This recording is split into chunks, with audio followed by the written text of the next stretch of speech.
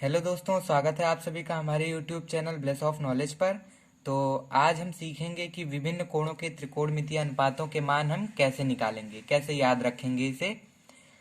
और ये 10th 11th और 12th तीनों में बहुत ही इम्पोर्टेंट है। बहुत बच्चों को इसके मान भी नहीं याद होते हैं, तो हम इसे सीखेंगे कि कैसे याद रखें। पेपर टाइम में भी आप इसका यूज़ करके इसकी टेबल बनाकर आप विभिन्न कोणों के त्रिकोणमितीय अनुपातों के मान याद रख सकते हैं।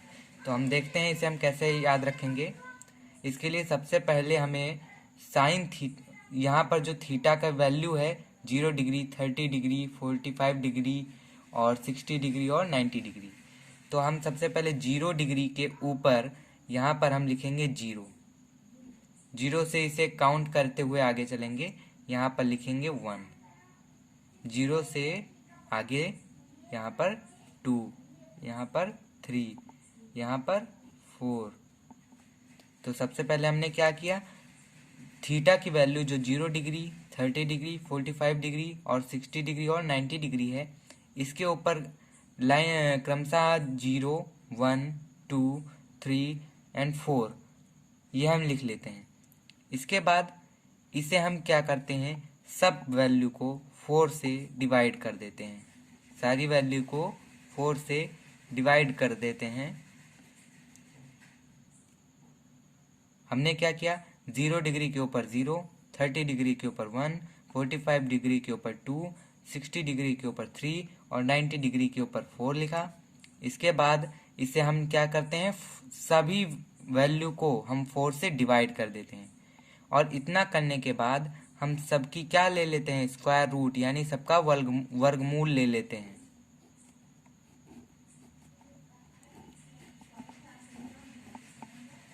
अब इसका वर्गमूल लेने के बाद हम क्या करेंगे, इसका हम मान निकालेंगे।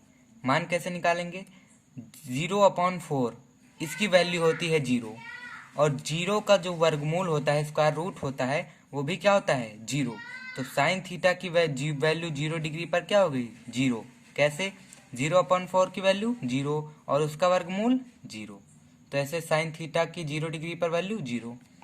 इसी तरह 30 डिग्री पर यहाँ पर 1 का स्क्वायर रूट यानी 1 का वर्गमूल कितना हो जाएगा, 1, और 4 का वर्गमूल कितना हो जाएगा, 2।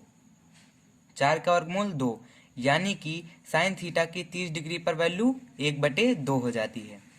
इसी तरह 45 डिग्री पर √2 की वैल्यू, इसको अगर हम आगे सरल करें तो ये क्या हो जाएगा, 2 1 ज़ा 2 एंड 2 2 ज़ा 4, 1/2 आया।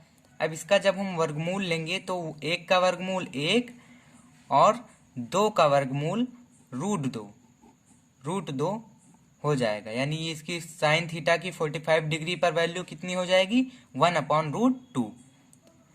ये 60 डिग्री पर वैल्यू, यहाँ पर ये आगे सरल तो होगा नहीं, तो इसलिए हम 3 का वर्गमूल लेंगे, यानी √3, और बटे 4 का वर्गमूल कितना होता है, 2 होता है।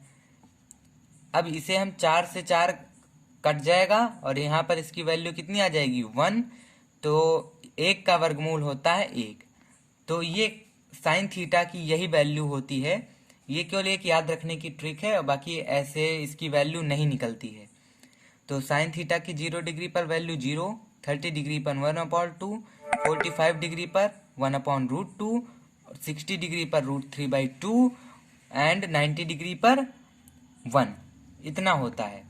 इसके बाद आगे हम जानने के लिए क्या करेंगे, कॉस थीटा की इसी पर वैल्यू जानने के लिए हम इस पूरी टेबल को, जो हमने साइन थीटा की वैल्यू निकाली है, इसको हम पलट देंगे। कैसे पलटेंगे, यहाँ पर 90 डिग्री पर वैल्यू 1 थी, तो इसे हम यहाँ कॉस थीटा की 0 डिग्री पर वैल्यू लिखेंगे। एकदम क्या करेंगे, इसे घुमा के ऐसे लिख देंगे इधर को। अब यहाँ पर √3/2 है, तो √3/2 हम यहाँ लिख देंगे। फिर 1/√2 यहीं पर रहेगा। ये जो 1/2 इधर है, इसे हम अब इधर लिखेंगे, और 0 को अब हम इधर लास्ट में लिखेंगे। जो स्टार्टिंग में था वो लास्ट में, जो लास्ट में था वो स्टार्टिंग में। ऐसे ही इसकी कॉस थीटा की भी वैल्यू ऐसे ही निकल आएगी। टैन थीटा, हम जानते हैं कि tan theta is equal to क्या होता है, tan theta is equal to होता है sine theta upon cos theta. Cos theta की वैल्यू अगर 0 हो जाए, क्योंकि कॉस थीटा बटे में है, इसलिए अगर इसकी वैल्यू 0 होती है तो ये क्या हो जाएगा, टेन थीटा की वैल्यू उस पर अनंत हो जाएगा। तो यहाँ पर जब हम 0 डिग्री के लिए देखेंगे तो साइन की वैल्यू 0 और कॉस थीटा की वैल्यू 1, तो 0/1 0 डिग्री के लिए इसकी वैल्यू कितनी होती है, 0, यानी कि टेन थीटा की वैल्यू 0 डिग्री पर कितनी होगी, 0 होगी। ऐसे ही डिवाइड हो जाएगा इसमें 30 डिग्री पर 1/2, और इसका भी इससे हम डिवाइड कर देंगे किसे, √3/2 से। अगले स्टेप में क्या होगा, पलट जाएगा 1/2 इंटू 2/√3, तो ये क्या हो जाएगा, कट जाएगा, बचेगा क्या, 1/√3, तो इसकी वैल्यू कितनी हो जाएगी, 1/√3। आगे हम देखेंगे यहाँ पर 1/√2 को अगर हम 1/√2 से ही डिवाइड करेंगे तो कितना, उसकी वैल्यू क्या हो जाएगी, 1 हो जाएगी। यहाँ पर अगर हम डिवाइड करेंगे तो देखिए √3/2 पूरे का अपॉन 1/2, तो यहाँ से हम 2 से 2 कैंसिल कर देंगे तो इसकी वैल्यू कितनी आ जाएगी, √3, यानी कि टेन थीटा की 60 डिग्री पर वैल्यू कितनी हो जाएगी, √3। अब देखिए हमने कहा था कि कॉस थीटा की वैल्यू 0 नहीं हो सकती क्योंकि ये बटे में है, और अगर बटे में 0 आ जाएगा तो उसकी वैल्यू कितनी हो जाएगी, इनफाइनाइट, अनंत हो जाएगी। तो यहाँ पर कॉस थीटा की वैल्यू कितनी है, 0, तो इसलिए इसकी जो वैल्यू होगी वो इनफाइनाइट होगी। इसके बाद आगे हम लोग क्या करेंगे कि जो कॉट थीटा है वो टैन थीटा का एकदम उल्टा होता है, यानी कि हम जानते हैं cot theta is equal to 1/tan theta. तो टैन थीटा अगर 0 होगा तो इसकी वैल्यू हो जाएगी इनफाइनाइट, तो यहाँ पर टैन थीटा है 0 इसलिए इसकी वैल्यू हो गई इनफाइनाइट। आगे 1/√3 का हमें क्या कर देना है, अपोजिट कर देना है, उल्टा कर देना है। तो अगर इसे हम लिखेंगे तो क्या हो जाएगा, √3, इसका उल्टा क्या हो जाएगा, √3 हो जाएगा।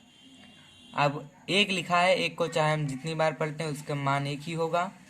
√3 को अगर हम पलट देते हैं, यानी अंश को हर और हर को अंश बना देते हैं, तो क्या हो जाएगा, 1/√3। अब इनफाइनाइट, अब इसकी वैल्यू हम कैसे निकालेंगे, यहाँ पर तो इनफाइनाइट दिया है, तो इसके लिए हम क्या करेंगे, इसके लिए हमें करना ये होगा कि यहाँ पर इनफाइनाइट को हम लिख सकते हैं 1/0, क्योंकि यही तो होता है हमारा इनफाइनाइट, 1/0। तो 1/0 को अगर हम पलट देंगे तो उसकी वैल्यू क्या हो जाएगी, 0 हो जाएगी। तो कॉट थीटा की वैल्यू 90 डिग्री पर 0 हो जाएगी।